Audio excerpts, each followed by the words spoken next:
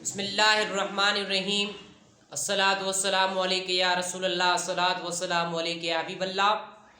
कंहिं दोस्त सवाल कयो आहे व्हाट्सएप जे ज़रिए त साईं मस्जिदूं जेके ॿाहिराणी में थींदियूं आहिनि, कचूं मस्जिदूं जिन जो ऐं चोर सवारियूं काठियूं थींदियूं आहिनि, त उहे काठियूं मस्जिद जूं पुराणियूं थी वियूं आहिनि। हाणे उन मस्जिद खे कंहिं दोस्त पकी कराई आहे, त हाणे उहे पुराणियूं काठियूं माण्हू विकिणी मस्जिद जे कमनि में उहे पैसा इस्तेमालु करे सघे थो या न, उन जे बारे में कुझु शरीयत जे हिसाब सां रहनुमाई कजो।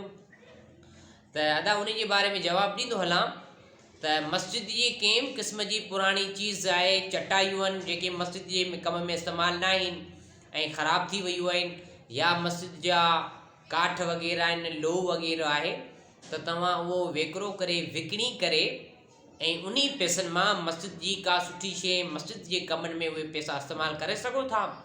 पर ईअं न, मस्जिद जी मिल्कियत, मस्जिद जा पैसा, उहे शइ विकिणी पोइ वरी तव्हां पंहिंजे कमनि में इस्तेमालु करियो, त इहो जाइज़ कोन्हे, शरीयत में ख़िलाफ़ु आहे। ऐं शरई हुकुम इहो आहे त मस्जिद जी शइ मस्जिद में इस्तेमालु कजे त जाइज़ आहे।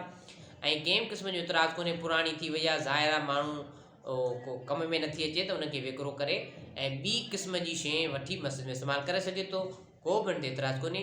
ऐं बाक़ी ॿी क़िस्म जी मस्जिद जी शइ इस्तेमालु करणु उहो जाइज़ कोन्हे। अल्लाह से सभिनी मुस्लमाननि खे हिदायत फरमाए। व मा अलैना इल्लल बलाग।